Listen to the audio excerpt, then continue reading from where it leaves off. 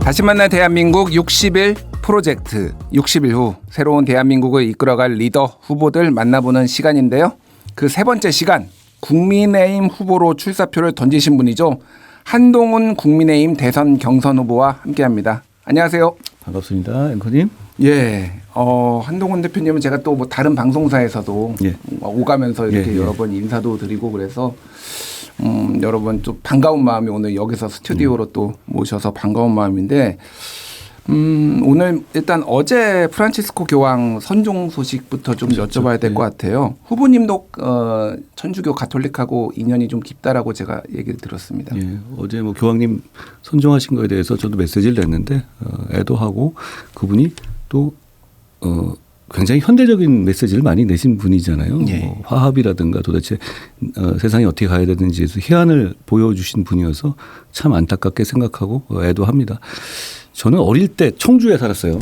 예. 오랫동안 살았는데 수동성당이라고 있어요. 거기에 함재도 신부님이라고 외국인 신부님이 하시던 성당이 있었는데요. 예. 거기를 이제 우리 가족 모두가 주말마다 다녔습니다. 그리고 거기에 있는 유치원에도 다녔고요. 신부님이 이제 원장을 같이 하시는 거였는데 최근에 그 함재도 신부님을 한 달 전쯤에 제가 청주에 지금 최양업관이라고 은퇴 신부님들 모여서 지내시는 곳이 있는데 거기 계셔서 찾아가 뵙고 정말 뭐 옛날 그대로시더라고요. 지금 90이 넘으셨는데. 90이 넘으셨어요? 네, 근데 그분이 대단하신 게 60년대 장면 박사 님하고 인연으로 이렇게 한국에 오셨다고 해요.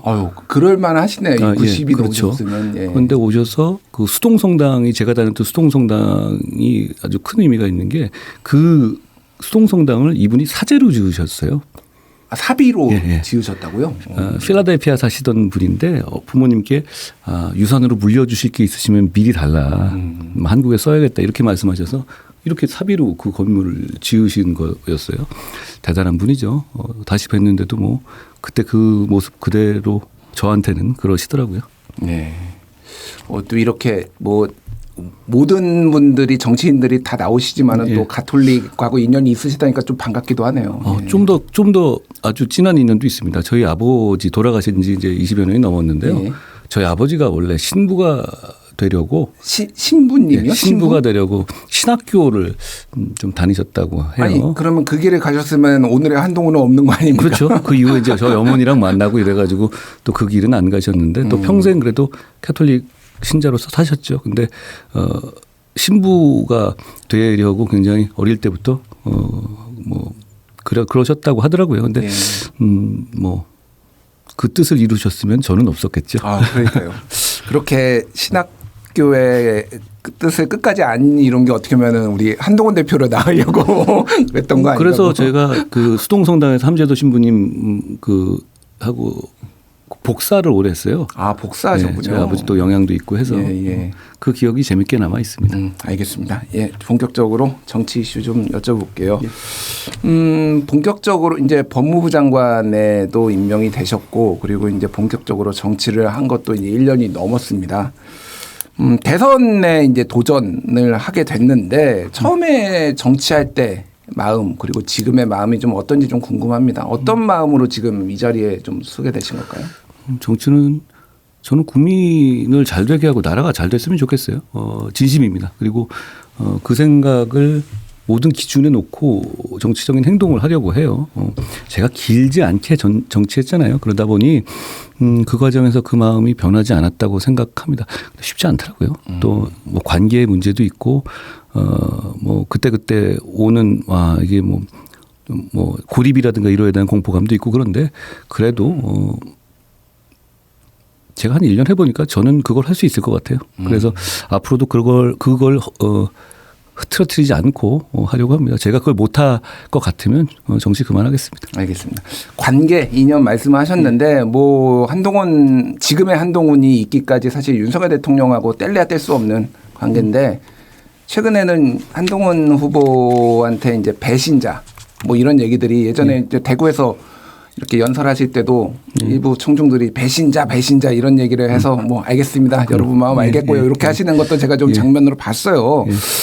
제가 궁금한 거는 지금 뭐 좀 강하게 탄핵도 찬성을 하시고 그리고 이제 계엄에서도 반대를 했는데 지금 국민의힘 또 주류나 아니면 많은 분들의 정서랑 좀 반대되는 상황이잖아요. 지금 어떤 생각으로 지금 그거를 주장하시는지 좀 궁금합니다. 또 요새는 제가 어제도 그렇고 대구 경북 계속 많이 다녔잖아요. 네. 그렇게 말씀하시는 분 이제는 거의 안 계시더라고요. 좀 줄어들었네. 거의 안 계시고요.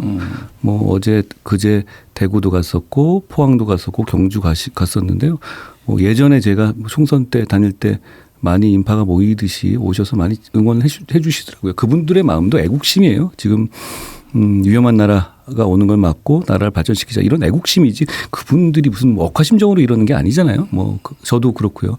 그래서 지금은 뭐 그런 분들이 거의 없는 것 같아요. 지금 특히 최근은 그런 것 같아요. 그러니까 제가 지지율이 이렇게 올라가는 것도 사실 그런 효과가 있는 것 같아요. 그리고 뭐 저도 그런 분들한테 죄송하고요. 아유 엄동설화는 얼마나 힘드셨겠어요. 그리고 그게 또 선의로 하시는 생각들이잖아요.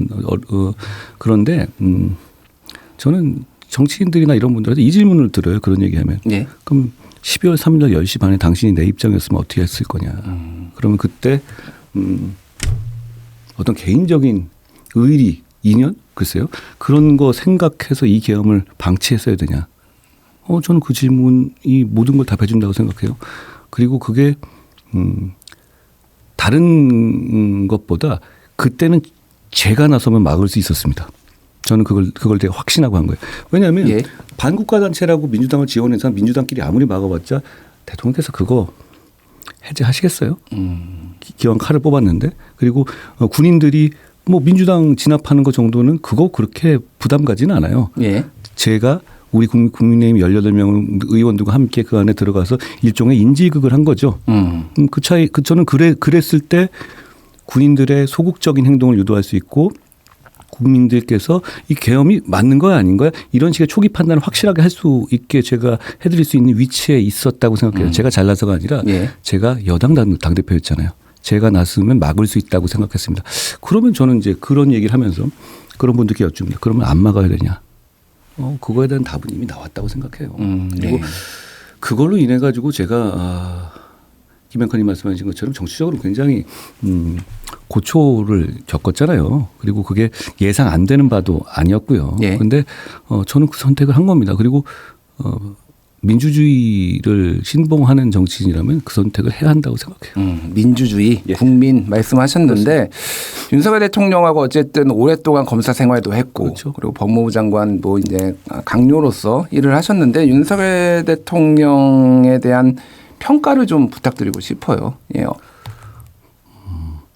모든 정치인들을 한 명 한 명을 그냥 전체로 평가하는 거는 저는 큰 의미는 없다고 봐요. 네. 예를 들어서 뭐 이승만 대통령이나 박정희 대통령이나 김영삼 대통령이나 노무현 대통령을 정치 인생 전체로 평가한다면 저는 다 고민할 것 같아요. 그렇지만 잘한 장면들이 있죠.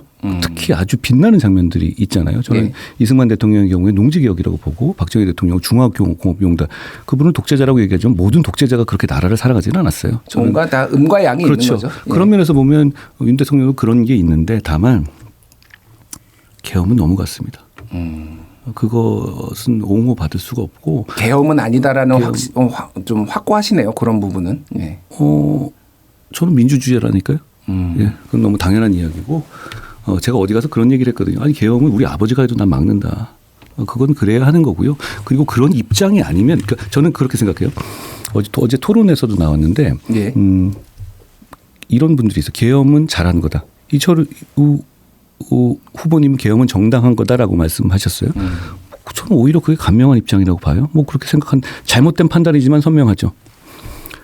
그리고 계엄은 잘못된 거지만 약간 이걸 애매하게 얘기하면서 다만 이건 해프닝이나 홧김의 서방질 같은 것이니 대통령직을 탄핵으로 끌어내릴 정도의 과오까지는 아니다.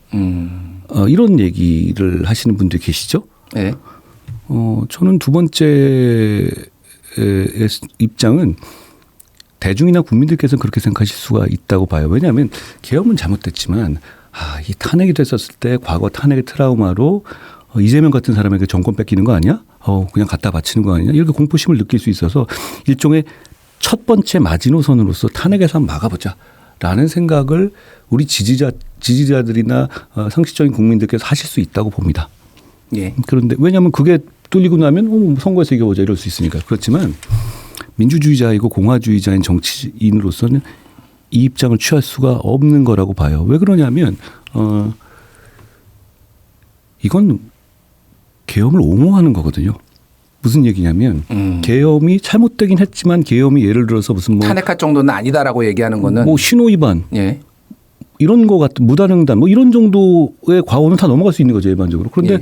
계엄을 대통령이 불법 계엄을 한 대통령이 그분들도 불법이라는 걸 인정하는 거잖아요.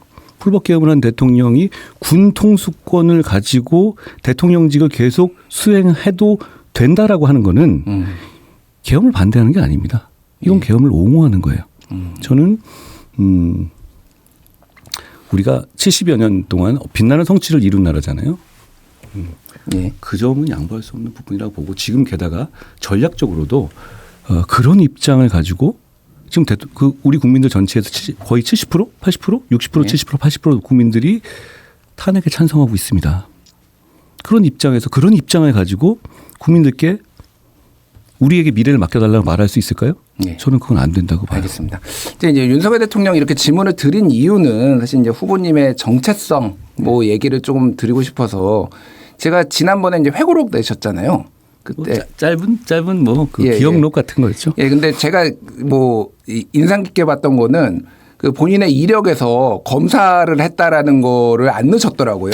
사법고시. 근데 그거는 예, 예. 책 많이 써보셨을 텐데 예, 예. 그거는 출판사에서 넣은 거고 예. 책 속에 날개에 들어가는 그런 이 이력이잖아요. 예, 예. 저는 솔직히 좀 놀란 게 야, 뭐 이런 것까지 가지고 하지? 이런 생각을 해요. 무슨 얘기냐면 이력서 넣는 게 아니잖아요. 예. 그리고 저는 제 검사로서의 그 직무 수행에 대해서 최선을 다했다고 생각해요. 예. 그리고 그게 여러 가지 적들이 있어 왔죠. 그리고 잘 아시다시피 제가 검사 생활할 때 저를 공격했던 많은 분들이 있어요. 뭐 제가 플랜카드나 이런 뭐 배신자로는 공격받은 게 처음이 아니잖아요. 다만 말하는 분들이 계속 바뀌어 왔습니다. 근데 저는 그대로 했다고 생각해요. 어떤 수사를 하게 되면 그 반대편 계속 그래 왔죠. 그런데 그 과정에서 제가 외압을 들어주거나 소위 말하는 백을 받아주거나 전관유효를 받아주거나 그런 사실이 전혀 없습니다. 그러니까 저는 제 처리에 대해서 가혹하다는 평가는 하실 수 있어요. 그런데 그게 불공정했다든가 누굴 봐줬다는 평가는 없을 거라고 저는 자신합니다. 예. 제가 그러지 않았거든요. 그 질문을 왜 드렸냐면은 이제 윤석열 대통령도 검사 출신이었고 굉장히 빠르게 이제 대통령 후보가 돼서 대통령까지 됐는데 검사 출신은 좀 정치에 안 맞는 것 같다. 이제 그런 말씀 하시는 분들이 검사들은 과거를 단죄하는 거지 미래를 열고 뭔가 타협을 하고 이런 데는 안 맞는 것 같다. 한동훈도 검사 출신이고 가장 인생의 가장 긴 기간 20년 이상을 검사를 했는데 정치인으로서 조금 우려되는 부분이 있다. 이런 말씀 하시는 분들이 있어서 그거를 질문 드린 겁니다. 정치인에게 그런 생각을 하는 거는 그 정치인이 앞으로 중요한 결정을 하거나 중요한 어떤 정치적인 국민을 위한 정치를 할 때 어떻게 할지 예상을 하기 위해서 그런 걸 과거를 얘기하는 거잖아요. 예. 그런데 저는 정치해 보니까 정치인의 말을 믿을 것도 아니고 정치인의 과거 직업도 믿을 게 아니라고 생각합니다. 정치인의 행동을 보면 돼요. 저는 검사하다가 바로 정치를 한 게 아니잖아요. 예. 그러면 한 장관으로서 180대 1로 민주당과 싸워왔고요. 그 다음에 한 1년 넘게 정말 진하게 정치했죠. 제가 1년 넘게 정치한 거를 30년 정치해도 다 해볼 사람 몇이나 되겠습니까? 비대위원장 또 대표 원톱으로 총선을 이끌었고 그것도 대통령 부부의 반대를 가지고도요. 그다음에 쫓겨난 다음에 다시 63%로 들어왔죠. 그다음에 금정이라든가 여러 가지 뭐 반대는 계속 있었고 김옥군 프로젝트 같은 것도 있었잖아요. 예. 그런 거 이기면서 가다가 계엄이 있었고 계엄 입장에서 저는 당당하게 역사의 편에 섰다고 생각해요.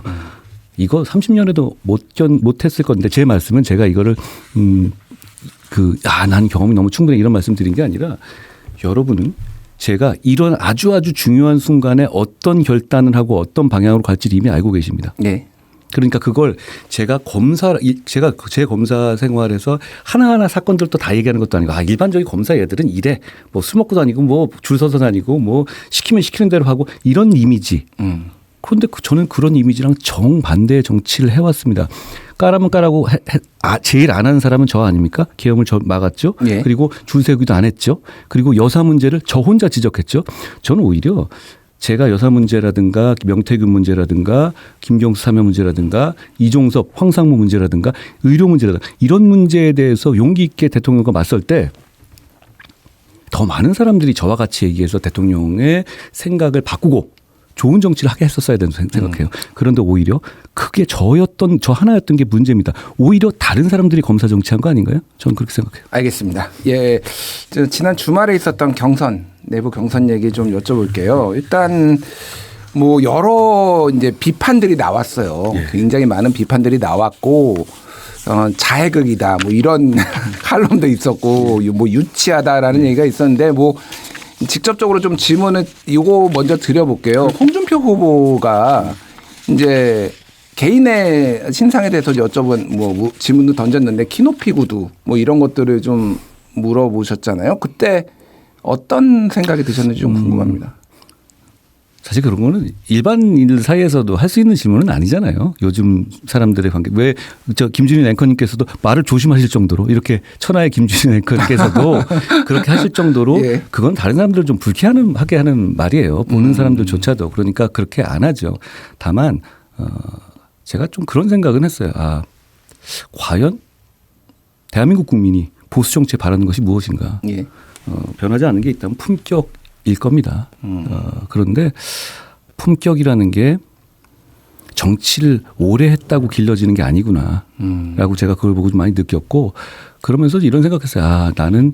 저는 품격 있는 정치를 하기 위해서 더 많이 노력을 해야 되겠구나. 이게 노력이 필요한 거구나. 예. 시간만 가지고 되지 않는 거구나. 이런 생각을 했어요. 그렇군요. 품격 그렇게 말씀하시니까 이제 그 질문을 던진 홍준표 후보가 품격이 없다라고 저는 일단 받아들였는데 그 홍준표 후보에게 한 번 더 여쭤볼게요. 그러니까 본인이 이제 기자들하고 뒤에 끝나고 만나서 가지고 이거 좀 재미있게 하기 위해서 이렇게 한 거다 이런 식으로 좀 얘기를 하시더라고요. 홍준표 후보가 이게 어떻게 지지자들하고 이쪽에서 좀 화제가 되기도 했는데 어떻게 들으셨습니까? 그거는 저는 경선에서 이기려고 나온 게 아니라 본선에서 이기려고 나왔습니다. 예. 그러니까 하나하나 그런 말에 대해서 평가하지는 않겠지만 앵커님께도 말씀하시니까 그 말이 설득력이 부족하고 그 말이 또 오히려 많은 상식적인 국민들의 눈높이는 안 맞으니까 말씀하시는 거 아니겠습니까? 예. 그걸 제가 제 입으로 홍준표는 이게 문제다 이렇게 지적하지는 않겠습니다. 알겠습니다. 그 비조 경선이 거의 1대3 구도였다 이렇게 좀 많이 보였어요. 저는 왜 매번 180대 1이고 1대 3이고 8대 1인지 모르겠어요. 예, 뭐 보통 17대 1로 싸웠다 뭐 이런 밈도 있는데 어떻게 좀 어떤 질문이 가장 좀 뼈 아팠다 아니면은 조금 뭐 고민을 하게 했다 대답에 고민을 하게 했다 이런 질문이 좀 있었습니까? 오히려 제가 질문한 것에 대해서 다른 후보님들이 밝힌 내용들이 저는 조금 아쉬웠어요. 뭐였냐면 이 선거는 계엄으로 인한 선거잖아요. 그리고 이 계엄이 과거에 이제 박 전 대통령님의 탄핵이라는 것이 어떤 측근의 비위로 비롯된 것이지 그것 자체가 헌법 가치로 직접 연결되는 건 아니에요. 예. 그렇죠. 근데 이건 계엄이라는 게 뭐죠? 군을 동원해서 일반 국민의 자유와 인권을 초법적으로 제한하는 거잖아요. 그러면 이 계엄이라는 거는 과연 이 대한민국 사회가 어떤 사회인지에 대한 질문이에요. 이걸 우리가 피해갈 수가 없습니다. 우리가 지점을 말해주는 건데. 근데 제가 그렇게 물었죠. 계엄에 대해서 첫 번째 이철 후보님께는 그 쓰신 말씀이 정당한 행동이다라고. 이거 정당하다고 생각하시냐. 40대 0, 8대 0의 보수 재판관까지 포함된 결론이 나왔는데도 불구하고 뭐 그렇게 답하시더라고요. 결국은 좀 짜증내시긴 하셨지만요. 홍 후보한테는 제가 이렇게 물었죠. 역시 계엄에서 어떻게 생각하시냐. 그럼 계엄은 반대하면서 탄핵을 반대한다는 거는 이건 계엄을 뭐 경미한 과오로 본다는 거냐라고 했더니 홍 후보님 특유의 이제 말 돌리시면서 뭐 하야가 필요하다. 아니 근데 대통령께서는 하야를 거부하지 않았냐. 예. 제가 그렇게 얘기했더니 그다음에 말을 잘 못 이으시더라고요. 그다음에 마지막에 이제 저한테 그런 좀 이상한 질문을 하시는 과정에서 제가 하나 반문을 한 게 있어요. 그리고 저를 공격하는 과정에서 뭐 배신자론을 얘기하면서 이제 저를 곤란하게 하기 위해서 한 질문이셨을 텐데 제가 이렇게 물었습니다.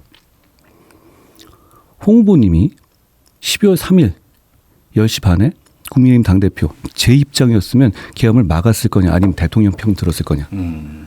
그런데 답을 못 하시더라고요. 예. 자기는 대구시장인데 뭐 지금 대구시장도 아니잖아요.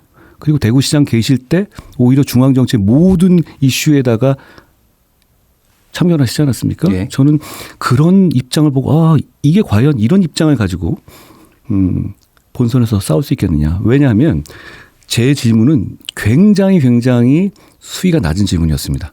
그렇지 않습니까? 제 질문은 제가 사실 훨씬 더 제 스타일대로 하면 훨씬 더 찌를 수 있잖아요. 그러니까 제가 좀 예. 중간에 끼어서 죄송한데 제가 이번에 경선을 보면서 제일 궁금했던 게 지난번 당대표 선거 때 한동훈 스타일이 아닌데 약간 그런 걸 느껴서 굉장히 좀 절제하는 느낌이 살짝 들더라고요.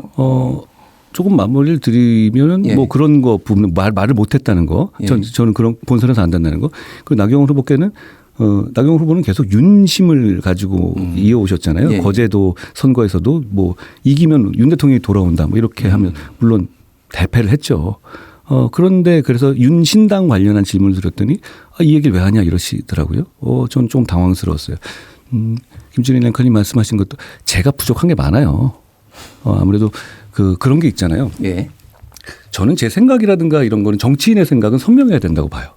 왜냐하면 정치인이 자기 좋자고 하는 게 아니라 일종의 국민의 입장을 투영받고 국민한테 선택받고 국민을 대리해 주는 거잖아요. 예. 그런데 국민들이 보기에 제가 어떤 입장인지 뭐 왔다 갔다 하면 그거는 저는 그런 큰 정치인 아니라고 생각하거든요. 저는 큰 정치인일지 모르지만 그렇게 되고 싶어요. 그런데 또 이렇게 입장이나 이런 걸 선명하게 가다 보면 그 선명한 입장이라든가 선명한 정치가 또 이 관계의 문제가 있잖아요. 뭐 얘는 어떻더라 뭐 이런 얘기들이 있잖아요. 뭐 전화도 안 받아. 제가 뭐 이렇게 전화를 안 받겠어요.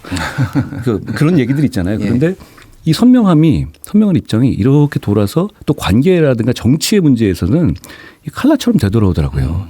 그래서 저는 뭐 제가 그게 아파서 너무너무 싫다 이런 거보다는 정치를 좀 결론을 내고 많이 사람들과 같이 공감을 가지려면 저도 조금 많이 겸손해지고 그리고 그냥 뭐 이건 이분들하고 관계에서도 보이기에도 막 배려하는 모습을 보여야 됐다 이 생각을 해요. 저는 개인적인 관계에서는 사실 좀 되게 친절하려고 노력하는 편입니다. 그러니까 단적으로 얘기하면 저는 짜장면 시켰는데 짬뽕 나오면 그냥 먹거든요. 알겠습니다. 근데 이런 과정에서 좀 제가 좀 덜 싸우려고 노력하는 건 분명히 있어요. 알겠습니다. 자, 이게 이제 오늘 오전에 사전 녹화를 하고 있고 요 방송이 나갈 시간이면 지금 한 30분 후에 결과가 나오거든요. 지금 4인 경선 그러니까 이제 최종 이제 4인이 뽑히는 건데 최종 4인에 들어갈 거라고 생각을 하시는 거죠? 뭐 앵커님도 그렇게 생각하시잖아요. 그렇게 아무래도 여러 여론조사가 그렇게 나오니까 4인에 들어가면은 어떤 전략을 좀 펼칠지 어떤 걸 중점적으로 좀 토론을 할지 좀 궁금합니다. 지난번 토론이 국민들이 보시기에 좀 미흡했던 것이 조금 이렇게 예능기가 있는 것들이 좀 들어가 있었잖아요. 그런데 그게 좀 많이 들어갔는데 저는 좀 진중한 모습을 국민들께 보여드려야 한다고 생각해요. 계엄을 했잖아요. 그러면 제가 혹시 그 마지막 멘트 서로 하는 걸 보셨을 텐데요. 제가 유일하게 사과를 마지막 멘트 시간을 써서 했더라고요.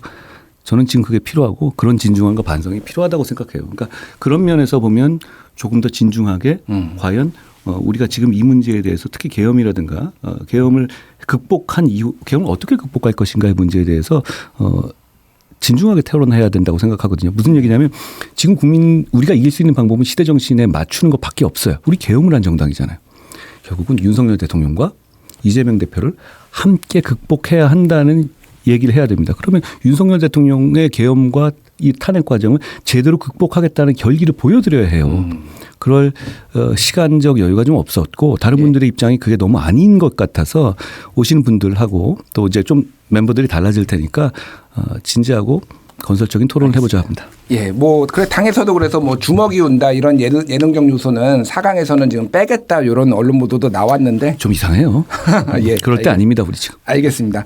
자 이제 한 후보의 비전에 대해서 좀 여쭤보겠습니다. 이번 대선 출마 슬로건으로 시대를 바꾸는 대통령 우리가 이깁니다 이런 걸 내셨고 핵심적으로 정치, 세대, 시대 교체 이런 것들을 지금 언급을 하셨습니다. 제가 좀 눈여겨봤고 인상적으로 봤던 거는 서태지를 두 번을 언급을 하셨더라고요. 이게 어떤 이제 이 시대 교체 뭐 아니면 정치 교체 이거랑 서태지랑 또 어떤 관련이 있는지 좀 궁금합니다. 앵커님도 뭐 그 서태지를 봤던 세대이실 것 같아요. 예, 그렇죠? 한동훈 후보님하고 비슷한 뭐 나이 근데 뭐 때입니다. 제가 엄청나게 서태지 씨의 광적인 팬이었다기보다는 그때 즈음에 전 그런 걸 느꼈어요. 뭐 처음 서태지 씨가 데뷔한 게 MBC의 200천 그 방송 가요 평론가가 하시던 혹평하는 프로그램이었어요. 근데 서태지 씨가 전영록 씨도 맞아요. 심사위원으로 근데 뭐 나오고. 이게 음악이냐 뭐 이러면서 엄청나게 혹평을 했던 기억이 나요. 요즘 같은 경우는 방송 못할 정도로 세게 때리더라고요. 근데 저는 괜찮았거든요.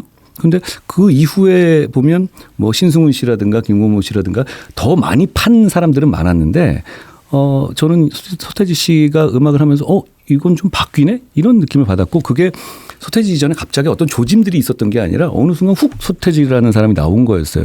저는 정치적인 혁신이라든가 이런 것이 갑자기 그렇게 계단식으로 나온다고 생각해요. 그리고 그 역할을 제가 하고 싶다는 어떤 비유를 든 겁니다. 서태지 씨 죄송합니다. 더 이상 얘기 안 할게요. 예. 알겠습니다. 그러니까 한동훈이 당선이 되면은 그러면 정치 교체, 세대 교체가 되는 거라고 말씀하시는 건가요, 그러면? 지금 캠프에서 여러 가지 사진을 돌아가거나 저희 캠프 한번 와 보시면 굉장히 젊은 분들이 많습니다. 그리고 저는 물리학적인 나이를 말씀드리는 게 아닙니다. 연세가 많으셔도 젊을 수 있고 연세가 많으셔도 미래지향적일 수가 있어요. 그렇지만 지금은 시대를 교체해야 되고 그 시대를 교체하는 자연스러운 흐름으로 세대 교체와 정치 교체가 필요하다고 생각해요. 저는 그 얘기를 사실 당대표 비상대책위원장부터 계속 해왔는데 그 과정에서 계속 기득권의 저항을 많이 받았죠. 우리 당에서 그러기 쉽지 않더라고요. 그렇지만 그래도 뭐 쫓겨나도 꾸역꾸역 돌아오잖아요. 예. 그만큼 제 뜻이 명분을 갖고 있다고도 생각해요. 그리고 제 주변에 보면 어떻게 보면 의원들 보면 어쩌다 보니까 저희가 제일 많더라고요. 20분 이상. 예. 그리고 정치를 너무 잘하시지만 제 주변에 있어서 뭐 얻을 게 없었잖아요. 공격받고 오히려 위험해졌잖아요. 예. 뭐 그런데 그럼에도 불구하고 이렇게 남아 있다는 거는 그런 대의에 공감하는 생각이 강하다는 뜻이기도 할 것 같아요. 예. 저는 그런 면에서 결국은 시대교체를 하나 하지 못하면 시대교체가 목표도 하지만 시대교체라는 슬로건을 제대로 설명하지 못하면 이재명 대표를 이길 수가 없습니다. 알겠습니다. 시간이 뭐 후보님하고 얘기하다 보니까 시간이 훌쩍 가가지고 많지가 않아서 조금 이제 압축적으로 제가 질문을 드려야 될 것 같아요. 이제 여러 가지 이제 시대 과제, 뭐 개혁 과제 있는데 뭐 이렇게 비상계엄 여파도 극복을 해야 되고 그런데 많은 국민들이 또 얘기를 하는 게 검찰 개혁 얘기거든요. 이 윤석열 정부에서 보였던 검찰의 모습이 굉장히 실망스럽다. 예. 권력을 가진 사람한테는 제대로 수사를 안 하고 그리고 이제 뭐 야당만 수사를 한다든지 아니면 뭐 다른 데만 수사를 한다든지 여러 뭐 비판들이 나왔습니다. 그래서 뭐 민주당 쪽에서는 아예 이제 기소청으로 만들겠다 뭐 이런 얘기까지 좀 나오고 있는데 검찰 출신이다 보니까 한동훈 후보의 검찰 개혁에 대해서 잘 좀 의구심을 가지시는 분들도 상당히 있어요. 어떤 식으로 좀 청사진을 그리고 계신지 궁금합니다. 저는 민주당이 참 코미디 같은 얘기를 한다는 생각이 들어요. 코미디 같다 민주당이. 왜냐하면 검수완박 누가 만들었습니까?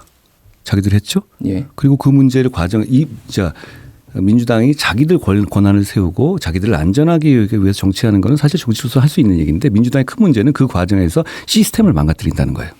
자, 권력형 수사만 보지 마시고 지금 민주당이 해온 검수완박 때문에 많은 국민들의 사건이 계속 늘어지고 있어요.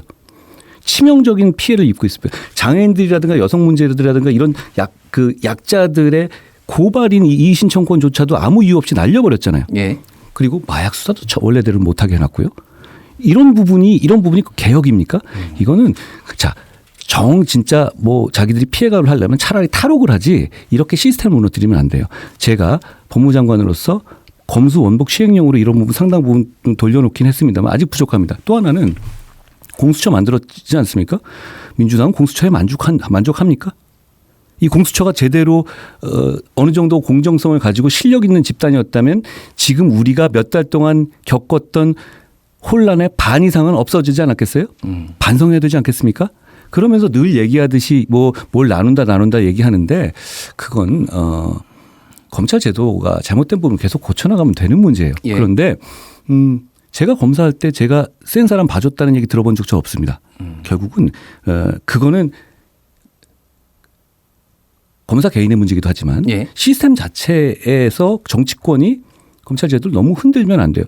근데 저도 참 지나고 보니까 이게 사람이 간사한 게요.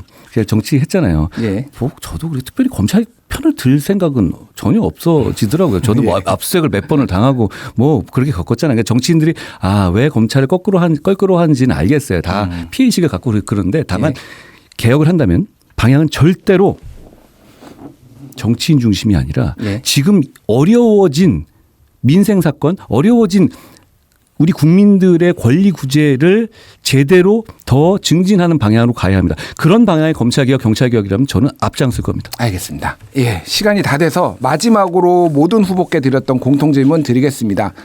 한동훈에게 대한민국이란 무엇인가? 그리고 한동훈에게 리더란 무엇인가?